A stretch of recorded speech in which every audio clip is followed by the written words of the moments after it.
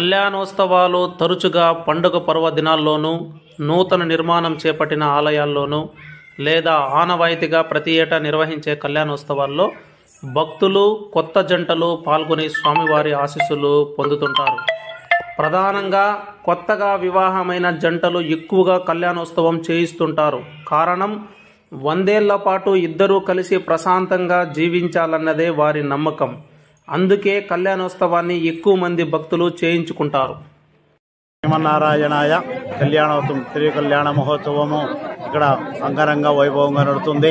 ఈ తిమ్మరాయ స్వామి భూదేవి శ్రీదేవి సమేత శ్రీ తిమ్మరాయ స్వామి కళ్యాణోత్సవము వెంగమారపల్లి గ్రామంలో ప్రప్రథమంగా జరుగుతుంది. ఈ కళ్యాణోత్సవానికి ప్రతి ఒక్కరు కూడా పాల్గొంటే భగవంతుని యొక్క ఆశీర్వాదం ప్రతి ఒక్కరికి కూడా దొరుకుతుంది. ఎందుకంటే ఈ కళ్యాణోత్సవంలో పాల్గొంటే ఎవరైనా పెండ్లి కాని వాళ్ళు ఉంటే కూడా వాళ్ళకి వివాహము, కళ్యాణ యోగము ముందుగా వచ్చేస్తుంది.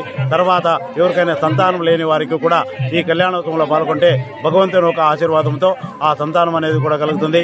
అదే రీతిగా ఎవరికైనా ఏదైనా దోషాలు ఉంటే, లగ్న దోషం కానీ, తిథి దోషం కానీ, వార దోషం కానీ, నక్షత్ర దోషం కానీ, ఇటువంటి దోషాలు ఏదైనా ఉంటే అటువంటి శ్రీ వెంకటేశ్వర స్వామి కలియుగ అవతారమైనటువంటి శ్రీ వెంకటేశ్వర స్వామి కళ్యాణోత్సవంలో పాల్గొనే వారికి ఆ దోషాలన్నీ కూడా వెళ్ళిపోతాయి. కాబట్టి ప్రతి ఒక్కరు కూడా ఆ కళ్యాణోత్సవంలో పాల్గొని ఆ రక్ష అనేది కట్టుకుంటే, రక్షాధారం అంటే కంకణధారం అనేది కట్టుకుంటే ఎవరైనా వివాహం అయిన వాళ్ళకి ఆ కంకణం అనేది కూడి వస్తుంది. వాళ్ళకి ఎటువంటి దోషాలు ఉన్నాయి, కుదు దోషం ఉన్నా, అంగారక దోషం ఉన్నా ఆ దోషాలన్నీ కూడా తొలగిపోయి ఆ భగవంతుని యొక్క కృప కటాక్ష ఫలితము వాళ్ళందరికీ కూడా దొరుకుతుంది అన్నమాట.